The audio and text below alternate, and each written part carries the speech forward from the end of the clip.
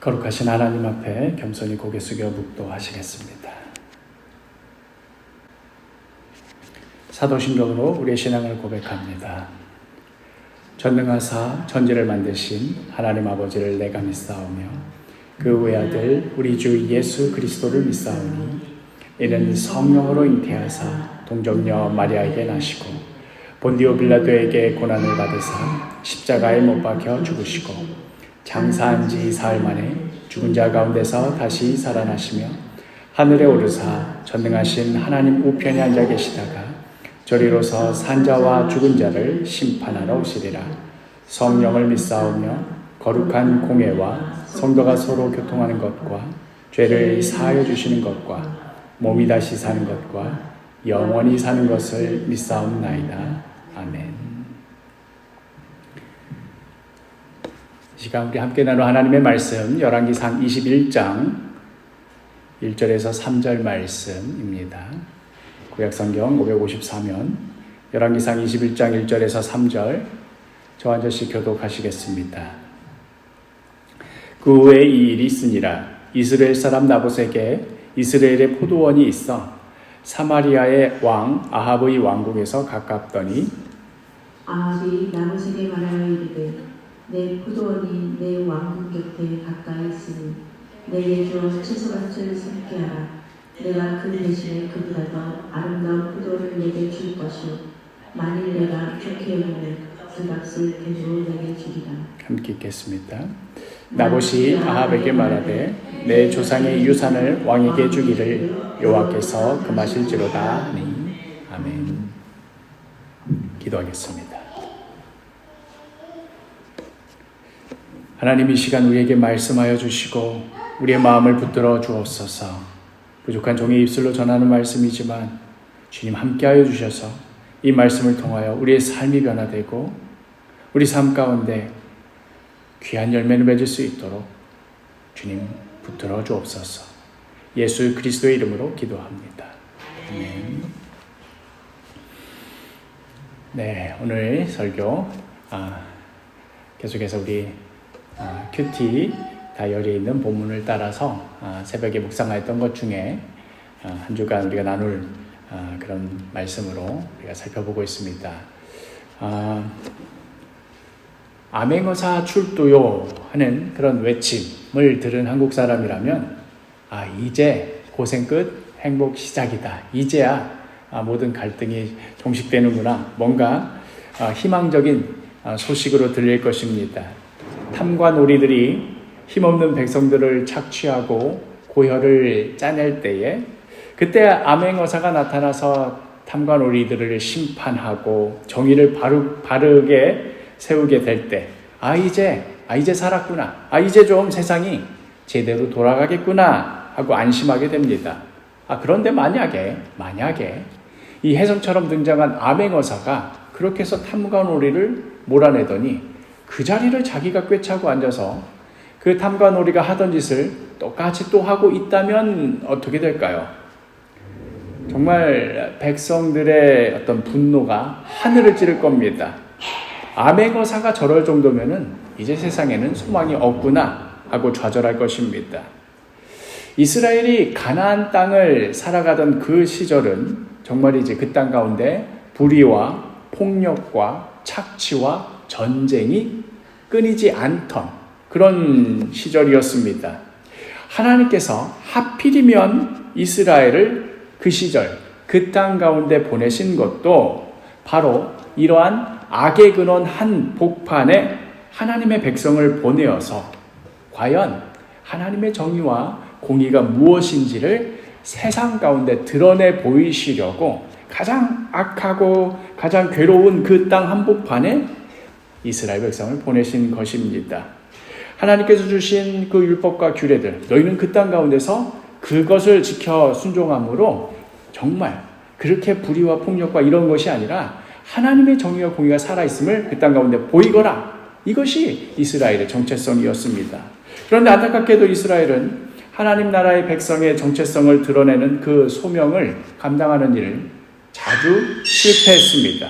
특별히 아합 시대에는 그 소명을 다하는 것을 실패하는 것을 넘어서 아예 그냥 그 이스라엘의 정체성을 헌신자처럼 내어버리고 대놓고 다른 나라, 이방 나라들이 살아가는 그 방식을 따라가려고 안달을 내던 그러한 시대였습니다.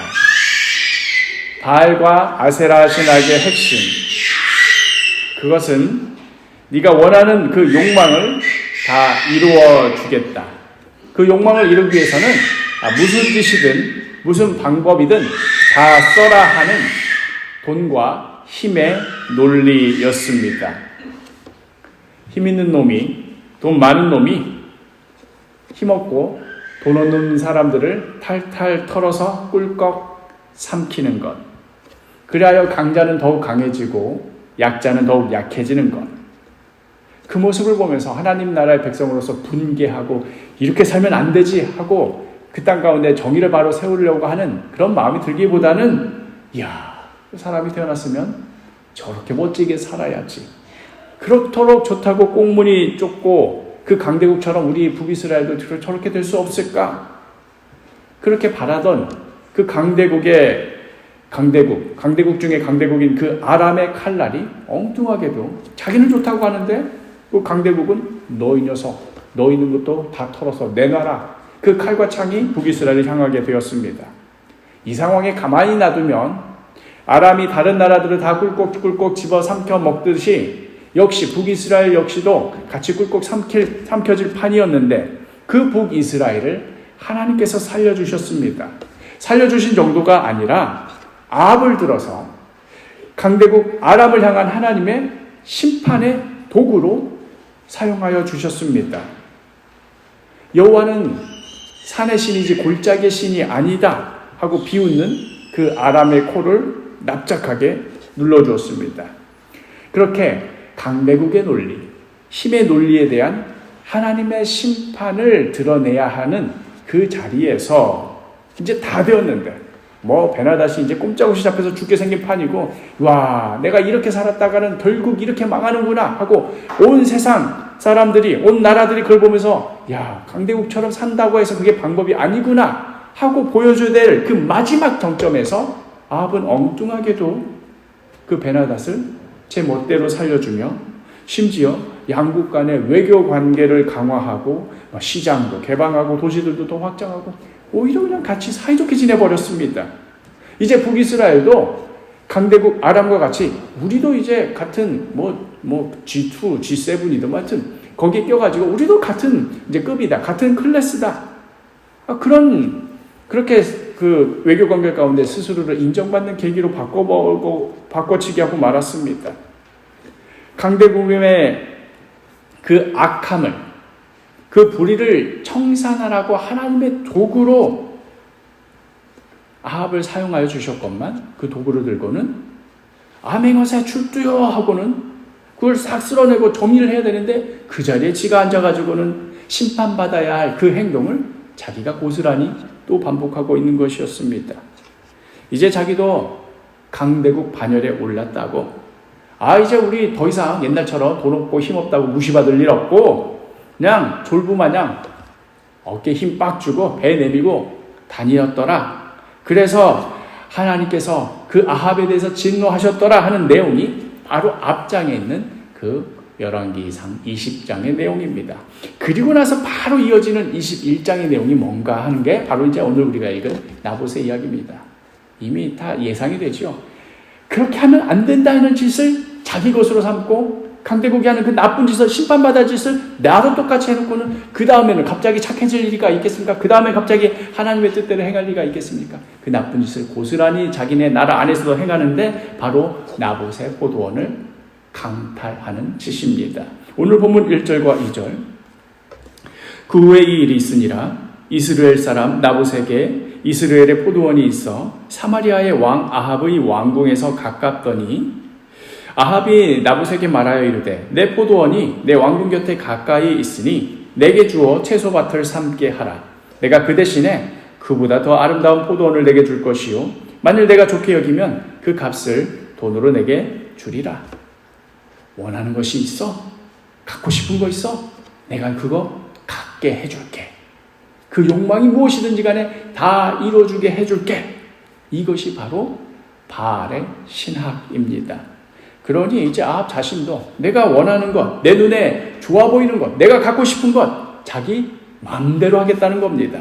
그래서 나봇에게 그 포도원을 요구한 겁니다. 열왕기상 우리가 3절까지만 읽었습니다만은 계속 22장이라 되어 있네요. 21장인데 21장을 보면 계속해서 반복되는 어구가 나오는데 그것은 바로 돈으로 바꾼다 하는 표현입니다. 2절을 보면 그 값을 돈으로 바꾼다. 또 6절에 내가 주된 돈으로 바꾸거나, 또 15절을 보면 돈으로 바꿔주기를 싫어하던 나봇의 포도원. 계속해서 무슨 얘기예요? 돈으로 바꾼다. 돈으로 바꿀 수 있다는 이야기가 반복이 됩니다. 그러니까 지금 왕의 요구는 지금 시대가 어느 시대인데, 그리고 지금 북이스라엘이 지금 어떤 클래스의 나라인데 돈으로 안 되는 게 어딨냐, 돈으로 못 바꿀 수 있는 게 뭐가 있느냐, 어서 돈으로 그거 바꿔라, 내 값 치러주겠다 하는 요구인 것입니다. 그런 압력인 것입니다. 그런데 나봇의 이 대답이 아합의 안색을 경색하게 만들었지요. 3절 우리가 같이 읽겠습니다. 22장이 아니라 21장 3절입니다. 나봇이 아합에게 말하되 내 조상의 유산을 왕에게 주기를 여호와께서 금하실지로다 하니. 지금 다른 좋은 포도원으로 그게 있다면 그걸로 바꿔주겠다, 원하면 돈으로도 셈하여 주겠다 하는 그런 아합의 요구에도 나봇의 대답은 다른 포도원이 좀 마음에 안 듭니다. 바꿔치기려고 했는데 이게 좀 제 마음에 안 드네요. 낼지 왕이 제시한 그 가격이 제가 생각한 가격에 좀 못 미치네요. 이렇기 때문에 거절한 것이 아니었습니다. 분명한 이유, 이것은 하나님께서 금하신 것입니다. 하나님께서 이거는 돈으로 주고 사고 팔고 할 수 있는 것 아니다라고 분명히 선으로 그어놓은 것이 있습니다. 사람이 제 멋대로 돈으로 바꿀 수 있다고 해서 그렇게 다 살 수 있는 것 아닙니다 하는 그 말인 것입니다. 다른 이방 나라에서는 사람이 두 발 딛고 사는 그 땅마저도 사람을 돈 주고 사는 건 말할 것도 없고요. 그렇죠? 결혼도 돈 주고 사는 것도 말할 것도 없고, 그 땅마저도 다 가격 매기고 돈 있으면 그 땅 위에 살 수 있고, 돈 없으면 그 땅에서 쫓겨나야 하는, 그리하여 한 번 땅을 잃고 그 기반을 잃어서 변두리로 밀려나게 되면 다시는 자신의 태어난 그 땅으로 돌아올 수가 없는, 한 번 약자는 영원한 약자가 되어버리고 마는 그런 냉정한 논리 속에 돌아가고 있었습니다. 그게 세상이 돌아가는 원칙이었고, 아람이 그것 때문에 잘 먹고 잘 살고 있었던 것이었고, 하나님은 너희 이스라엘만큼은 그렇게 살지 말아라고 금하였는데, 아합이 한번 아합 왕이랑 친구 맺은 거 그 맛 좀 보더니 이제 북이스라엘도 이 트렌드 따라간다. 그러니 돈 주고 바꾸자. 여기서 충돌이 일어난 겁니다. 그러나 하나님 백성이 사는 나라에서는 모든 땅은 사람이 돈 주고 살 수 있는 것도 아니고, 내가 돈 주고 샀기 때문에 이것이 내 것이고 하는 사람의 것이 아니라 하나님께 속한 것이었습니다.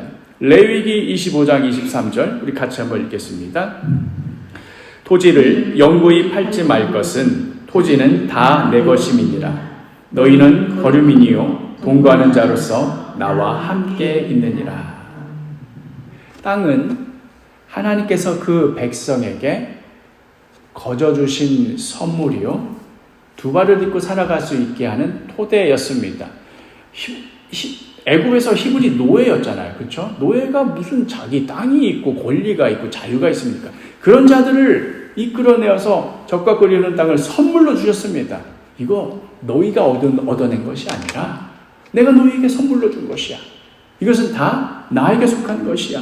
여호수아가 가나안 땅을 정복한 이후에 각 지파들에게 골고루 땅을 나누어 주면서 대대손손 자기가 받은 그 땅 위에서 그 누구도 낙오되지 않도록, 자기 땅 없어서 나는 이제 오늘 밤 어디서 자야 되나 이렇게 빌붙지 않도록 그렇게 살아갈 수 있도록 해 주셨습니다. 물론 사람이 살아가니까 똑같이 땅을 받았어도 누군가는 그 땅에서 살아갔는데 농사가 잘 돼가지고 번성하는 사람이 있는 반면, 사람 사는 게 그렇지 않습니까? 누군가는 열심히 했어도 그때 뭐가 안 되고, 그때 하필이면 사고로 누가 죽고, 일손이 딸리고, 뭐 이런 식으로 해서, 약을 잘못 쓰고, 뭐 이런 식으로 해서, 누군가는 가난하게 돼가지고, 돈이 없어서 그 땅을 하는 수 없이, 먹을 게 없어서 돈 주고 팔아야 되는 일이 벌어졌습니다. 그런데 이스라엘 땅에서의 이 땅 매매는 다른 나라들과는 달랐습니다. 내가 이제 돈이 없어, 농사 망쳐가지고 먹을 게 없어서 이 땅 사가십시오, 대신에 먹을 걸 놔주십시오 했을 때, 그러면 그 땅이 영원히 그 사간 사람의 땅이 되느냐? 그것이 아니었습니다. 진짜로 그 땅 자체의 소유권이 넘어가는 것이 아니라 희년 때까지 그 땅을 사용할 수 있는 권리만, 어느 일정 시점 때까지 그 땅 사간 사람이 사용할 수 있는 권리만 사간 것이었지, 땅 자체가 다 넘어가는 것이 아니었습니다. 희년이란, 이스라엘 백성은 7년에 한 번씩 농사를 다 쉬었지 않습니까? 안식년. 그렇죠? 6년 동안 열심히 일하고 1년 동안은 농사를 안 짓습니다. 그냥 1년 동안 안식을 취합니다. 그런데 이런 안식년이 7번 반복된 그 이듬해, 77에 49니까 50년째 되는 해이죠. 그때 한 번 더 쉽니다. 이게 바로 희년입니다. 50년 만에 한 번씩 돌아오는 이 희년에는 모든 땅의 권리가 다시 원래 주인으로 돌아오도록 하나님께서 그렇게 제정하여 주셨습니다. 레위기 25장 10절 같이 읽겠습니다. 너희는 50년째를 거룩하게 하여 그 땅에 있는 모든 주민을 위하여 자유를 구하라. 이 해는 너희에게 희년이니 너희는 각각 자기의 소유지로 들어가며 각각 자기의 가족에게로 돌아갈지니. 누군가는 집안이 몰락해서 땅도 뺏기고, 땅만 뺏깁니까? 더 먹을 것 없으면 자기 아들 종으로 팔고, 자기 딸도 종으로 팔고, 엄마 아빠 막 헤어지지만 우리 이제 다시는 못 만나가 아니라 뭐만 기다리고 있겠습니까?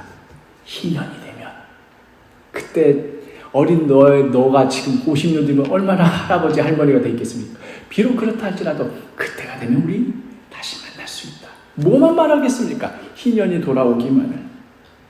집안이 몰락해서 땅 권리도 다 팔아 넘어가고, 가족들이 종으로 팔려가서 뿔뿔이 흩어져서 남의 집에서 머슴살이를 한다 하더라도 그것이 영구히 지속돼서 다시는 그냥 그것이 끝인 것이 아니라 희년이 되면 다시 모든 것들을 회복받는, 흩어졌던 가족들이 다시 모이고 넘어갔던 토지들이 다시 되돌아오는 자유를 맛보게 해주었던 사건이 그 제도가 바로 하나님께서 모세를 통하여서 명하신 희년 제도입니다. 이 희년 정신이 보여주는 것은 명확합니다. 뭐든지 다 돈으로 살 수 있는 것 같아 보여도 세상에는 돈으로 살 수 없는 것이 분명히 있다. 돈으로 환산할 수 없는 고귀한 가치가 분명히 있다는 것입니다. 그리고 그 가치를 지키는 일을, 땅을 돈 주고 사고 파는 행위를 막고, 그 누구라도 자신이 딛고 있는 그 땅을, 그 토대를 살아갈 수 있도록 그 땅을 허락하심으로 그 희년제도를 지키게 하셨던 것이지요. 예수원이라고 혹시 들어보셨나요? 강원도 태백에 가면 대천덕 신부가 세운 예수원이라는 수도원이 있습니다. 저도 이제 신학교에 가기 전에 한번 거기 가서 기도하고 와야지 하고 갔던 기억이 있는데요. 그곳에 가면 입구에, 사진 좀 보여주시겠어요? 입구에 토지는 하나님의 것이라고 써있는 큰 돌이 있습니다. 입구에 이렇게 딱 이제 걸어서 올라가야 되는데, 거기 입구에 이렇게 새겨져 있습니다. 토지는 하나님의 것. 이게 바로 우리가 좀 전에 읽었던 레위기 25장 23절의 그 말씀입니다.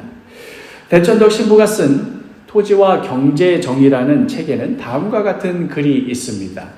한번 볼까요? 유엔은 인권에 대한 30가지 목록을 펴냈는데 그 목록에는 토지에 대한 권리가 빠져 있다. 하지만 토지권이야말로 성경에 명료하게 정의되어 있는 하나님이 인간에게 주신 기본권이다. 만약 토지에 대한 권리가 인정되었더라면 그 밖에 다른 권리들은 저절로 따라왔을 것이며 별도의 규정할 필요조차 없었을 것이다. 이 세계 모든 불평등의 근원이, 모든 인간적인 기본권들이 무너져 있는 그 근원이 바로 땅에다가 값을 매긴 데에서부터 시작되었다 하는 지적입니다. 가난한 자든 부자인 자든 그 어떤 자이든 자신이 살아갈 수 있는, 자신이 삶을 꾸려갈 수 있는 그 땅, 그 토대가 되는 토지를 가질 권리를 기본권으로 보장해 준다면 설사 어떤 일을 하다가 실패한다 하더라도 완전히 나락으로 떨어지는 일까지는, 그런 비극까지는 벌어지지 않을 것이다 하는 일입니다. 빈익빈 부익부와 같은 악순환이 계속되는 비극은 없을 것이라는 이야기지요. 예를 들어서 싱가포르와 같은 나라는 매우 독특한 부동산 정책을 펼치고 있습니다. 어떤 면에서 좀 독특하냐면 싱가포르의 그러니까 싱가포르 국토의 90%가 국유지입니다. 완전히, 그러니까 누가 개인적으로 땅을 산다는 것은 일반적이지 않은 일이에요. 다 나라 땅입니다. 그러면 다 나라 땅이면 백성들은 뭐 어디서 산단 말인가? 그 나라, 싱가포르는 토지의 소유권을 국가가 가지고 있되 국민들은 국가가 제공하는 주택의 주거권을 소유할 수 있게 되는 거죠. 그러니까 우리는 집을 샀다면 그 집, 땅, 뭐 다 이게 내 거고, 뭐 자자손손 물려줄 수도 있고, 뭐 돈으로 바꿀 수도 있고 그렇지 않습니까? 그런데 싱가포르는 그 집을 샀다는 의미가 우리랑 똑같은 의미가 아니라 일정 기간 동안 살 수 있는 권리를 샀다는 겁니다. 그러니까 집값이 특별히 비쌀 이유도 없고, 또 이것을 뭐 계속 물려주고 뭐 상속세를 매고 이럴 이유도 별로 없는 것이지요. 최장 99년, 100년 넘게 그 집을 소유할 수가 없습니다. 그 일정 기간이 지나면 다시 토지의 권리는 국가에 귀속됩니다. 이렇게 부동산 투기 세력에 의한 주택 가격을 국가가 주도적으로 또 능동적으로 조정할 수 있게 되면서 싱가포르 주민들은 적어도 뭐 그 나라라고 해서 마냥 해피하겠습니까? 적어도 주택 문제에 대해서만큼은 걱정 없이 살 수 있게 되었습니다. 근데 사실 주택 걱정 없다는 게 이게 우리 사람 사는 그 걱정 염려의 뭐 거의 상당 부분 아니겠습니까? 유엔에서 지정하는 여러 인권들, 이것들은 인간의 기본권이기 때문에 뭐 이유불문하고 꼭 지켜줘야 된다는 것, 뭐 집회의 자유, 종교의 자유, 사상의 자유, 뭐 이런 것들. 사실 이걸 다 보장해준다 하더라도 나 오늘 집회 자유가 있어. 집회 열심히 하고 이제 집에 돌아가야 되는데 당장 오늘 밤 내가 어디서 자야 될지 모른다면, 내가 지금 이 집에서 쫓겨나게 생겼는데 그 다음 어디로 가야 되는지 불안하다면, 뭐 아무리 그 밖에 다른 자유를 준다 하더라도 얼마나 불안하겠습니까? 얼마나 불안정하겠습니까? 우리나라의 굵직굵직한 사회 갈등 요소 중 하나로 뭐 집 문제를 빼놓을 수가 없지요. 집 가격 때문에 막 정권이 바뀌기도 하고 집 문제 하나로 뭐 그냥 어떤 후보가 막 부각되기도 하고 그러지 않습니까? 차를 타고 가다 보면 여기저기, 아니 저기 아파트가 원래 없었는데 언제 저렇게 생겼지? 가는 곳마다 다 아파트를 그렇게 지어대는데 도대체 이렇게 많은 집들 가운데 내 집 하나가 없다라는 게 뭔가 굉장히 아이러니합니다. 지금 아파트 수가 세대 수보다도 더 많다고 하는데, 그렇다는 얘기는 사람보다도 집이 더 많다는 얘기는 지금 빈집이 넘쳐난다는 얘기 아니겠습니까? 그런데도 왜 집값이 이렇게 미친 듯이 뛸까? 이해가 안 됩니다. 이전마다 전세 계약하고 집주인에게 아쉬운 소리하고 어느 날 갑자기 집주인이 그냥 말도 안 되게 막 몇 천만 원씩 올려서 내놓든지 나가든지 하라고 하면은 뭐 꼼짝없이 나가야만 되는. 우리나라의 경우는 이 집 문제만 있는 것이 아니라 이 집 문제와 교육 문제까지 얽혀 있어가지고 뭐 이제는 뭐 거의 해결 불가능한 수준의 문제까지 되지 않았습니까? 제가 학생이던 시절, 지금은 제주도에서 판사로 일하고 있는 한 후배가 있는데 그 후배랑 일종의 이제 논리 대결을 펼친 적이 있었습니다.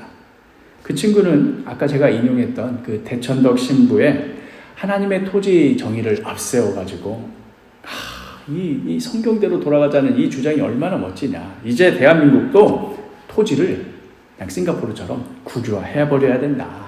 그래서 모든 주택 문제를 획기적으로 해결하면 우리나라 정말 잘 살 수 있다. 뭐 이런 주장을 했고, 저는 이제 그 주장에 맞서서 그게 대한민국이 이제 전쟁통에 그냥 다 아무도 그냥 안 사는 막 그런 그 초창기 시절에 그때 했으면 몰라도 지금 이미 다들 자기 나름대로 다 잘 살고 있는데 지금에 와서 갑자기 국유화하겠다고 이러면은 이거는 뭐 국가적 혼란을 넘어서서 막 폭동, 전쟁까지도 날 수 있는 거다. 여기가 무슨 뭐 공산당이냐? 너 그 주장 내가 심정적으로는 그랬으면 좋겠다는 마음은 있지만 할 수 없는 거다. 다시 논리를 재정비해서 나랑 한번 또 배틀 붙어보자 하고 이렇게 놀았던 기억이 납니다. 대학생이었던 치기 어린 시절에 먼저 이런 생각도 해보고 저런 생각도 하면서 세상이 썩었네 뭐 이러면 되네 뭐 이런 시절이죠. 어찌되었든 둘 다 기독교 청년으로서 뭔가 이 사회의 정의를 바로 세우기 위한 기독교적인 해결책이 있어야 한다는 어떤 학생 수준에서의 막연한 어떤 책임감, 소명의식 같은 것이었습니다. 지금 대한민국은 우리의 상황은 뭐 토지를 국유화해서 주택 문제를 해결하자 이런 논의는커녕 뭐든지 다 돈으로 살 수 있다. 돈으로 못 사는 게 어딨냐 하는 세상 한복판에 살고 있습니다. 못생겨서 고민이 된다고요? 돈 들고 오십시오. 최고의 미녀로 바꿔주겠습니다. 머리 나빠서 공부 못하겠다고요? 돈 들고 오십시오. 최고의 학위 수여증 만들어드리겠습니다. 바보도 그냥 달달달달 영어할 수 있게 만들어드리겠습니다. 무엇보다 우리는 돈으로 뭐든지 다 살 수 있는데 돈으로 살 수 있는 것 중에 제일 좋은 것이 부동산이다 하는 세상 가운데 살고 있습니다. 예전에 뭐 저 어린 시절, 뭐 더 어린 시절, 너 꿈이 뭐냐 하면 장군이요, 대통령이요 하던 시절이 있었는데 요즘은 아이들한테 물으면 건물주요 그런다지 않습니까? 건물주가 돼서 월세 따박따박 받으면서 살고 싶다. 이런 세상 한복판에서 과연 우리가 예수 믿는다는 우리들의 정체성은 무엇일까요? 다들 부동산으로 돈 번다고 하니 우리들도 얼른 부동산에 투자해서 큰 돈 벌어서 야 어디가 땅값이 오를까 잘 봤다가 기도하고 목사님께도 상의하고 했는데 그 땅을 사라 하셔가지고 샀는데 이게 오를까 말까 했는데 어느 날 갑자기 그 옆으로 뭐 고속도로가 나고 뭐가 다 세워지고 해가지고 땅값이 올라서 하나님 감사합니다 해서 그 돈으로 11조하고 감사헌금하고 그래서 교회 재정도 든든히 세우고 이왕이면 뭐 성도들이 그럴 게 아니라 교회도 직접 나서가지고 좋은 땅 사서 건축하고 부동산 가치도 챙기고 이런 게 예수 믿는다는 그 정체성일까요? 지금 대한민국의 토지법이 잘못됐다. 다 뒤집어 엎어야 한다. 우리는 성경에 기록된 대로 모든 부동산 제도를 재정비해야 한다. 이런 얘기를 하려는 것이 아닙니다. 이건 너무나 단순한 이야기고 순진한 이야기지요. 무엇이든 다 돈으로 가격을 매길 수 있다는 이 세상 한복판에서 도무지 돈으로 가치가 매겨지지 않는 귀한 삶의 가치가 있음을 여전히 하나님께서는 우리 믿는 자들 향하여 이 세상 가운데 나타내거라, 보여주거라. 무엇이 하나님께서 기뻐하신 삶의 모습이고 무엇이 하나님께서 이 방향으로 가라 하는 그 방향성이고 이것은 꼭 지켜야 된다는 그 가치가 무엇인지 우리가 기억하자는 말입니다. 그런 의미에서 이 말도 굉장히 조심스럽긴 합니다만은 원론적인 얘기로 하겠습니다. 우리 믿는 자들은 부동산 투기를 통해서 부를 쌓으려고 해서는 안 됩니다. 이런 소리가 함부로 했다가는 뭐 쫓겨나기 십상인데요. 근데 정말 그렇습니다.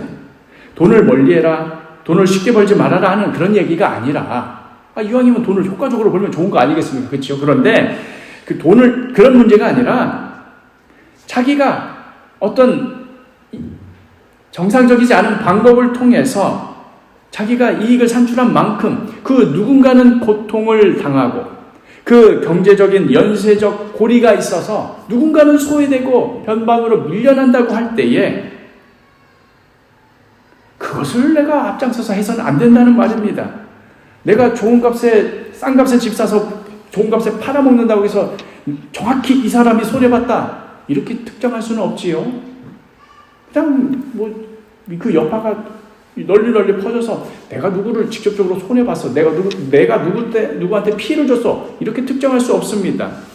그러나 나의 직접적인 책임이 아니라는 이유로 내가 싼 값에 사서 비싼 값에 판다고 해서 그 피해가 누구에게 갔는지 특정할 수 없다는 이유로 이 사회의 해악이 분명함에도 불구하고 이런 식의 투기로 경제적 이득을 취하려 하는 행동은 하나님께서 진노하시는 것이라는 것을 명심해야 합니다. 괜히 그 마음에 찔리니까 제가 11조 하겠습니다. 감사헌금 하겠습니다. 이걸로 뭐 자신의 어떤 그런 죄책감을 퉁칠하지 말고 정말로 하나님께서 진노하시는 일이라는 것을 명심해야 합니다. 하나님께서 복을 주셔서 나는 이렇게 부동산 투기로 돈 벌어서 축복받았니 어쨌느니 자랑하고 다니는 것은 더더욱 진노를 살 일입니다. 믿는 자로서 부끄러워해야 할 일이지 회개할 일이지 그것이 무슨 자랑이라고 하나님께서 복을 주셨다고 포장까지 합니까? 또한 마찬가지 이유로 그렇게 해서 돈 버는 사람만 잘못했다는 게 아니라 그걸 보면서 나는 돈이 없는데 아유 저 사람 너무 좋겠다 하고 부러워하는 돈 없는 자까지도 역시 그걸 부러워한다는 것 자체가 믿는 자로서는 부끄러운 일이 될 것입니다. 와, 그때 그 사람이나 나나 똑같이 그냥 전세 살고 똑같은 골목에 몇 번째 살고 있었고 난 두 집 건너 몇 번째 살고 있었는데 그때 그 집은 뭐 어떻게 해가지고 지금은 뭐 하고 있는데 나는 똑같이 사는데 지금 이게 뭔가 나도 그때 그 사람 살 때 같이 사뒀으면 좋았을 텐데 얼마나 좋았을까. 하나님은 왜 나에게 그런 기회를 안 주셨을까. 바로 벤하닷과 아합이 걸어갔던 길이 바로 그 길입니다. 부동산 투자는커녕 나는 내 집 한 채도 없는 그런 일이라 하더라도 결코 그러한 것들을 부러워하거나 하나님 나에게도 기회를 주십시오 하고 기도하거나 그런 식의 부를 추구하지 마십시오. 나아가서 우리 믿는 자들은 이런 착취적인 경제 제도에서 벗어나서 보다 많은 사람들을 유익하게 하는 그런 제도로 바뀌는데 기여를 하고 또 성경적인 지혜를 제공하고 또 그런 일들을 행하는 인재들을 세우는 자들이 되어야 됩니다. 아이고 내 자식이 빨리 건물주 돼가지고 내 자식만큼 걱정 안 하면서 살았으면 좋겠네가 아니라 내 자식만큼은 그런 일들을 막아내고 그런 제도를 고쳐내고 많은 이들을 행복하게 하고 많은 이들에게 생명을 주는 그런 자로 키워야지. 이런 꿈을 가져야지. 내 자식이 건물주 됐으면 좋겠다. 이런 꿈을 믿는 자가 가져서야 되겠습니까?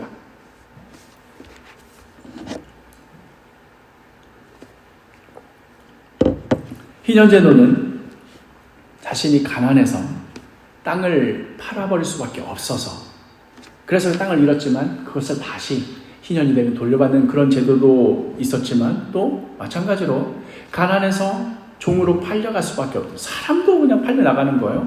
그런 사람들도 다시 돌아오라 하는 그런 법이었습니다. 그러니까 당시 노예제도가 있었던 거죠. 그렇죠? 돈으로 팔려갔으니까. 그렇지만 영원히 노예인 것이 아니라 희년이 되면 다시 다 원래 가정으로 돌아가도록 하셨습니다. 아직 이제 영국에서 노예제가 합법이던 시절에 그때 노예제를 두고 이것을 계속 유지해야 되는지 아니면 폐지해야 되는지 큰 논쟁이 벌어지던 시절이 18세기, 19세기에 있었습니다. 당시 영국 경제를 움직이던 상당 부분이 이 노예제도를 통해서 얻는 막강한 부에 국가가 의존하고 있었기 때문에 노예제도를 폐지한다? 이건 뭐 상상도 할 수 없는 일이었습니다. 대한민국더러 노예제도는 좀 전혀 다르게 하지만 대한민국더러 너희들은 앞으로 자동차 팔지 말고 핸드폰 팔지 말고 농사지어서만 국가 부를 운영해라 하면 우리 얼마나 충격이겠습니까? 그렇지요? 그건 우리 포기할 수 없는 겁니다. 마찬가지로 그 당시 영국에게 노예제도를 포기해라 하는 것은 막강한 부를 놓아버려라 하는 것과 마찬가지였습니다. 무엇보다도 노예제도 폐지론자뿐만 아니라 노예제 폐지해야 된다는 사람은 당연히 그렇겠지만 찬성하는 사람들조차도 성경을 근거로 노예제도가 성경이 지지하고 있다 이렇게 주장하였습니다. 성경을 보면 사도 바울이 그리스도 안에서 종이나 자유인이나 다 하나님의 자녀다 이렇게 가르치고는 있지만 그렇기 때문에 그 종을 그 노예를 해방시켜줘라 이렇게까지 가르치지는 또 않거든요.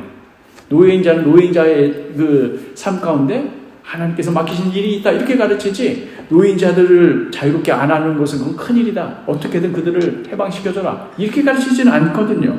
그래서 당시 노예제도 찬성론자들은 이 사도 바울의 가르침을 봐라. 그러니까 우리들이 해야 될 일은 아프리카에 하나님도 모르는 이 무지한 시커먼 노예들을 잡아다가 우리 영국인이 그들에게 기독교를 가르치고 노예 일들을 하도록 해야 된다. 이것이 그들에게는 축복인 것이다. 이게 가장 기독교다운 제도다. 이렇게 주장하였습니다. 언뜻 맞는 듯해 보이는데, 그러나 정작 이들의 주장하는 그 성경적인 근거 안에는 희년의 개념이 전혀 없었습니다. 노예로 노예 제도가 있었다라는 것만 인정하지, 그렇게 해서 영원히 노예가 되느냐? 아니잖아요. 때가 되면 다시 가족에게로 돌아가도록 하나님께서 허락하시지 않았습니까? 기억하라, 너희도 애굽 땅에서 노예였다. 그런 너희를 살려준 나 여호와다. 그러니 너희도 그렇게 살아야 된다. 이게 본래 정신 아닙니까? 하나님께서 모든 사람들을 하나님의 형상으로 지으셨기에 사람다움의 가장 기본 중의 기본인 그 자유가 얼마나 소중한지를 전혀 구현해내고 있지 못하였습니다. 이러한 때에 영국에 윌리엄 윌버포스라는 영국 정치인이 등장하였습니다. 이분은 이미 자기 초상을 딱 봐도 부잣집 아들이었겠구나 느껴지죠. 정말로 유력한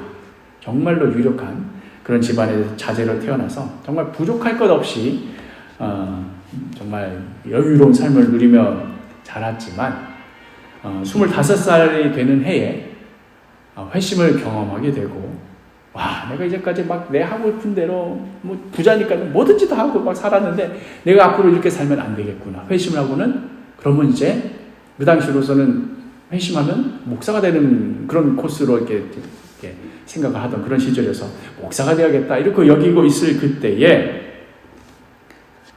자신의 이 고민을 한 사람에게 털어놓으면서 이제 조언을 구했는데, 그 사람이 바로 그 Amazing Grace로 유명한 존 뉴턴입니다. Amazing Grace, 이 곡을 작시하신 존 뉴턴. 이분은 전에는 우리가 잘 알고 있지 않습니까? 전에는 노예 사냥꾼이었습니다. 무수한 노예들을 사냥해가지고 많이 죽이기도 하고 많이 팔아먹어서 부자가 되기도 하고. 그런데 이 사람이 하나님을 만나니까 내가 그동안 무슨 짓을 해왔던 것인가 다 과거 청산하고 목사가 되어서 이제 노예들을 해방시켜야 된다는 그런 설교를 하던 사람이 되었는데, 이 윌버포스와 존 뉴턴이 만난 거지요. 나도 회심했습니다. 나도 목사가 되려 가는데 당신은 어떻게 목사가 되었을까? 이런 얘기를 하는 끝에 존 뉴턴이, 윌버포스, 당신은 목사가 되어야 될 사람이 아니라 오히려 영국의 정치인으로서 하나님의 일을 감당하셔야 합니다. 목사라고 해서 하나님 일을 하는 게 목사만 하나님 일을 하는 것이 아니라 그 어떤 일로도 하나님의 일을 감당할 수 있는데, 당신은 지금 정치인이니 정치가로서 그 일을 감당하십시오. 그리하여 윌버포스는 영국의 하원 의원으로서 노예제도 폐지를 위한 법안을 제출하고 사회운동을 주도하고 여러 정치인들을 설득한 등 자신의 평생에 걸쳐서 영국의 정치가로서 그리스도인의 사명을 감당하는 자로 살아가게 되었습니다. 노예제도 때문에 큰 부와 명성을 누리는 압도적인 기득 세력이 있는 그 영국 땅 한복판에서 젊은 나이에 기득권층이 보기에는 젊은 나이에 자기 집안 좋다고 의원이 된 이 새파란 풋내기 정치인이 얼마나 우스워 보였겠습니까? 그런데 한다는 말이 노예제를 폐지하자고 이러니 네가 그게 될 것 같냐? 얼마나 비웃었겠습니까? 윌버포스의 싸움은 그의 정치 평생에 걸쳐서 지속되었고 거의 50년에 가까운 정치적 투쟁 끝에 1833년 7월 26일 영국의 모든 노예를 1년 이내 해방한다 하는 법안이 국회에서 드디어 통과되고, 그리고 나서 사흘 뒤에 윌버포스는 숨을 거두게 됩니다. 기가 막힌 인생이지요. 노예 해방을 위해서 부르심을 받아서 젊은 나이부터 평생 정말 말도 안 되는 일들을 다 겪고 그 어려움을 다 겪고는 마지막에 드디어 그 법안이 통과되었습니다. 아, 하나님 감사합니다. 그 사흘 뒤에 주님 품에 안긴 겁니다. 저는 정말이지 간절히 소망합니다. 우리 사도교회가 이 시대의 윌버포스와 같은 그리스도인을 길러내는 그런 정말 귀한 인재들을 길러내는 그런 교회가 되기를 소망합니다. 오늘날 노예제가 어디 있습니까? 그렇죠? 그렇지만 노예제는 없는데도 거의 노예랑 다를 바 없이 살아가는 이들이 얼마나 많습니까? 우리 사회뿐만이 아닙니다. 저 북녘닥에 있는 우리의 형제 자매들, 저들이 노예가 아니면 뭐라고 표현할 수 있겠습니까? 통일만 되면 북한의 금싸라기 같은 땅을 헐값에 구매해서 대박을 칠 수 있다. 그러니 통일은 대박이다. 북한의 노동자들은 싼값에 부릴 수 있다. 그러니 통일은 대박이다. 이런 식의 주장이 한때 히트쳤던 때가 있었지요. 이러한 세상 한복판에서 토지 제도를 그렇게 야만적인 자본주의식으로 접근해가지고 그 땅마저도 그렇게 다 타락시켜버리면 안 된다. 북한 주민을 두고 한 개인 소중한 사람을 두고 싼값에 부릴 수 있는 노동력이다. 이런 식으로 접근하면 안 된다. 다가오는 통일시대에 통일을 준비하고 평화를 준비하고 많은 생명을 구할 수 있는 그런 꿈을 꾸는 그런 자가 어디서 나올 수 있을까? 저는 우리 사도교회에서 그런 인재들이 나왔으면 좋겠습니다. 지금 이 자리도 그렇지만 주일에도 빈자리가 많을 때 사실 저는 굉장히 마음이 막 무너집니다. 그런데 한편으로는 그런 생각을 합니다. 여기 사람 꽉꽉 차고 여기 교회 더 큰 건물로 짓고 그것도 훌륭한 일이겠지만 정말 딱 한 명만 길러내면 된다. 이 시대를 바꿀 한 사람의 인재만 제대로 길러내면 된다. 사람을 키우는 데지 건물 키우는 데가 교회 아니다. 저는 저희 자녀들이 그러한 인재들로 키워졌으면 좋겠습니다. 저희 자녀라고 해서 시연이, 주원이, 가은이만 말하는 게 아니라 우리 사도교회 주일학교 모든 아이들이 다 저희 자녀들입니다. 다들 유명 유튜버가 되고 싶다, 건물주가 되고 싶다. 그래서 여생을 그냥 따박따박 들어오는 통장 돈 보면서 걱정 없이 편안하게 살고 싶다 하고 있을 그때에 나에게는 부르심이 있고 나에게는 소명이 있어서 설사 그 길이 세상으로부터 손가락질 받고 세상이 도통 이해를 못하고 심지어는 나봇의 최후와 같이 권력에 의해서 죽임을 당하는 그런 일이 벌어지는 길이라 하더라도 나는 그 길 걷겠습니다.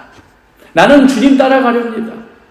하고 담대히 나아가는 그런 그리스도인이 우리 사도교회에서 나오기를 소망합니다.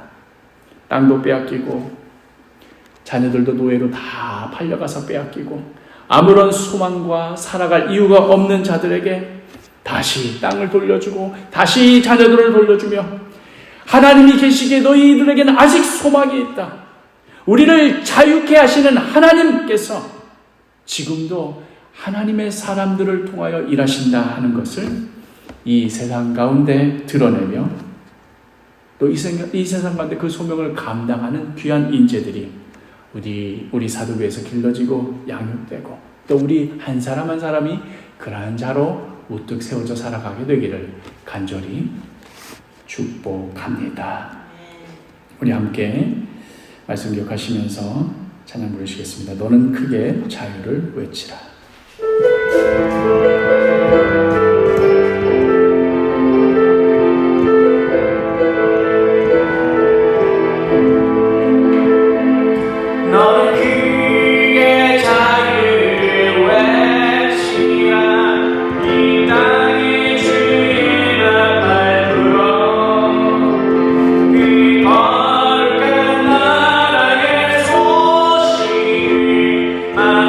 백성에게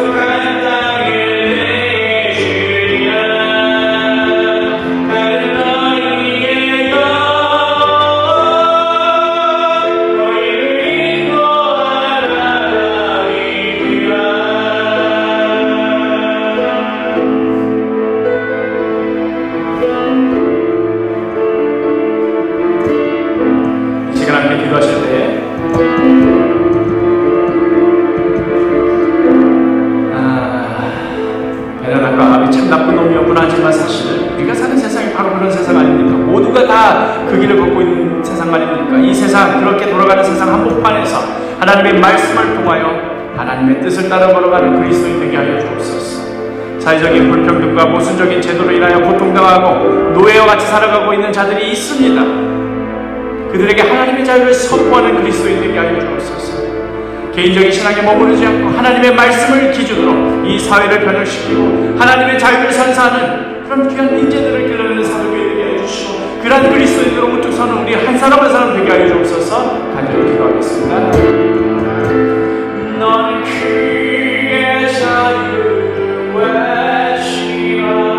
이 땅에 주의 나팔 불어. 그 거룩한 나라의 소식 만 백성에게 알리어라. 내 약속 땅으로 돌아가 내 가장 자유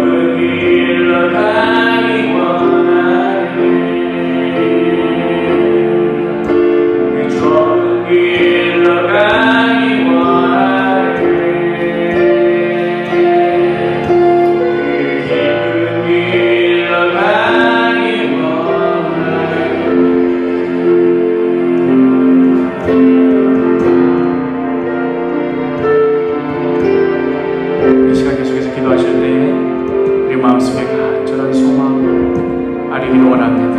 우리 아픈 몸과 마음 어루만져 주시고 회복시켜 주시기를 기도합니다. 또한 우리 한몸된 사도교회 지체 가운데 연약한 이들을 위하여 함께 아파하며 함께 눈물을 흘리며 기도하기 원합니다. 기도하겠습니다.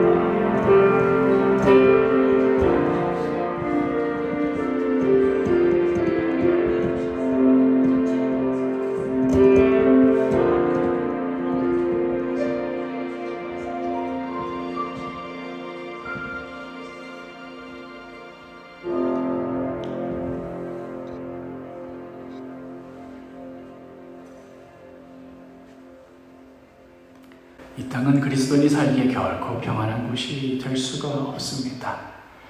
모두가 베나다세기를, 모두가 아합의 길을 걸고 가며 거기서 나는 무슨 이득을 봤다, 뭘 팔아서 얼마를 벌었다, 그걸 자랑하고 SNS에 올리고 부러워하고 그렇게 떠들어대는 이 시끄러운 세상 가운데 아이고 잘됐다, 나도 저렇게 살아봤으면 하고 부러워할 수가 있겠습니까? 우리 그리스도인에게는 결코 좋은 땅이 아닙니다. 그러니 이 땅 포기하고 얼른 예수 믿고 천국 가자는 얘기가 아니라 그렇기에 더더욱 이렇게 어두운 세상이기에 그들로 인하여 노예와 같이 사는 이들이 넘쳐나는 세상이기에 우리들이 해야 될 일이 있습니다. 우리들이 감당해야 할 수명이 있고 그렇게 더더욱 부르신 소금과 빛의 사명이 있습니다. 그러니 주님, 모두가 그 아합의 길을 걸어갈 때에 오히려 하나님의 말씀을 기준으로 하나님의 뜻을 따라 걸어가는 그리스도인 되게 하여 주옵소서. 사회적인 여러 불평등과 모순적인 제도로 고통당하고 있는 이들이 있을 때에 그들에게 하나님의 자유를 선포하며 그들과 함께 아파하고 눈물을 흘리는 그리스도인 되게 하여 주옵소서. 예수 믿고 내 마음이 평안해졌습니다. 예수 믿고 이제 잠 잘 자게 되었습니다 하는 그런 개인적인 신앙 귀합니다마는 거기에만 머무르지 않고 이제 더 나아가 하나님의 말씀을 기준으로 이 사회를 변혁시키며 지금도 고통당하고 있는 자들에게 하나님의 자유를 선포하며 선사하는 그런 귀한 인재들을 길러내는 사도교회, 그런 사람으로 한 사람 한 사람 우뚝 서 있는 귀한 사도교회 되게 하여 주옵소서.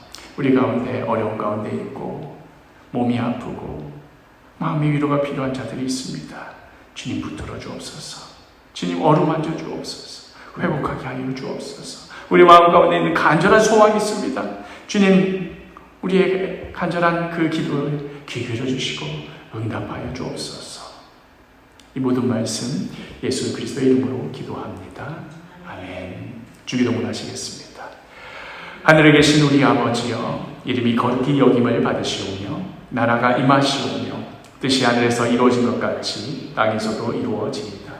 오늘 우리에게 일용할 양식을 주시옵고 우리가 우리에게 죄진 자를 사하여 준 것 같이 우리 죄를 사하여 주시옵고 우리를 시험에 들게 하지 마시옵고 다만 악에서 구하시옵소서. 나라와 권세와 영광이 아버지께 영원히 있사옵나이다. 아멘.